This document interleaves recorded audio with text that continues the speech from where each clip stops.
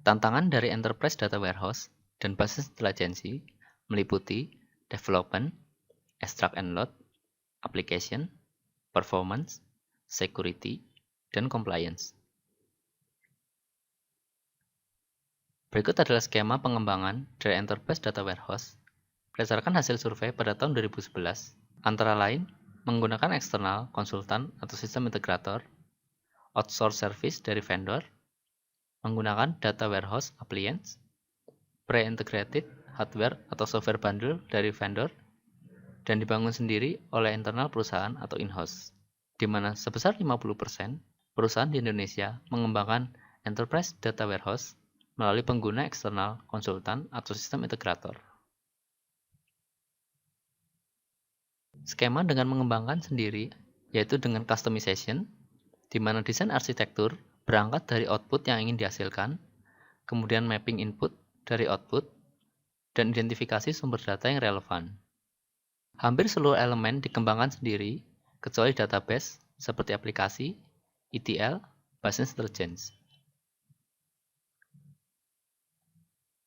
Skema kedua yaitu membeli aplikasi Enterprise Data Warehouse yang gambarannya dapat dilihat pada gambar berikut, di mana aplikasi Enterprise Data Warehouse di-customize dengan aplikasi yang sudah ada, customization ETL tools, output dapat disampaikan via sistem BI, mesin terpisah dengan aplikasi.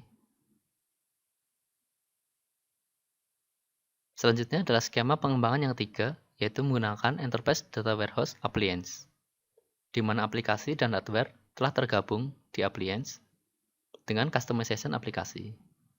Gambaran dari skema pengembangan ini dapat dilihat pada gambar berikut ini.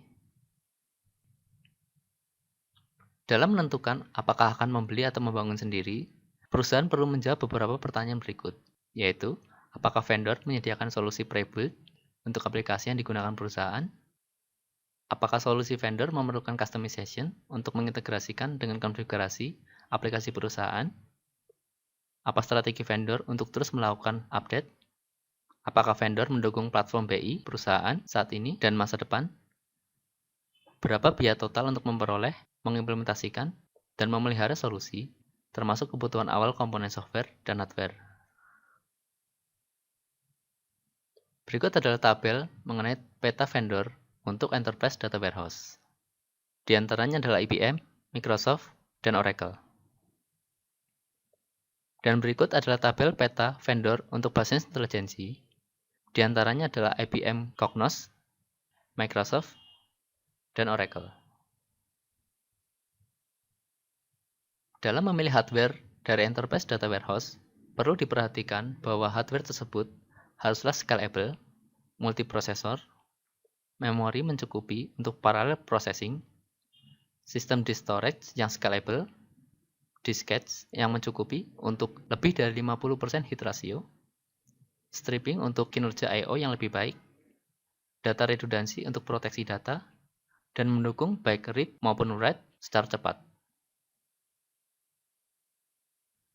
Berikut adalah perbedaan antara ETL dan ELT dari kelebihan dan kekurangannya. Untuk ETL atau extract, transform, dan load, kelebihannya yaitu waktu pengembangan menjadi lebih efisien, target data hanya data yang relevan yang diproses, dan ketersediaan berbagai tools. Sedangkan kekurangannya meliputi fleksibilitas, di mana target data menyebabkan kesulitan pada saat terdapat requirement yang baru, hardware, di mana beberapa vendor menggunakan mesin tertentu untuk ETL, sehingga menyebabkan perlunya investasi tambahan dan juga untuk skill atau training, serta learning curve.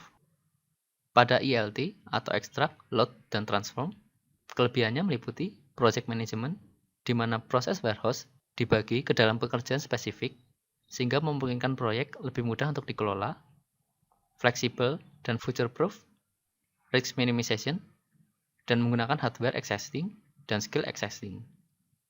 Kekurangannya yaitu pendekatan yang masih baru, sehingga diperlukan penerimaan akan perubahan, ketersediaan tools yang masih kurang, dapat menambah beban dari mesin Enterprise Data Warehouse, dan Enterprise Data Warehouse juga menampung data yang belum ditransform.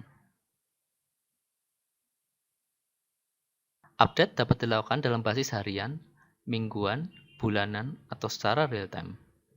Untuk update secara harian, kelebihannya adalah lebih murah, namun maintenance harus secara signifikan jika Enterprise Data Warehouse mempunyai banyak tabel.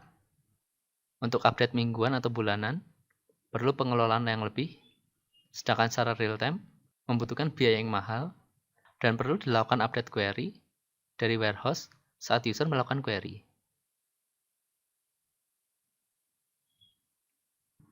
Tantangan yang dihadapi dalam tahapan ini yaitu jumlah sumber data yang sangat banyak, kualitas data, desain dari data model, migrasi data dan penguploadan data, waktu untuk loading data, dan frekuensi update data.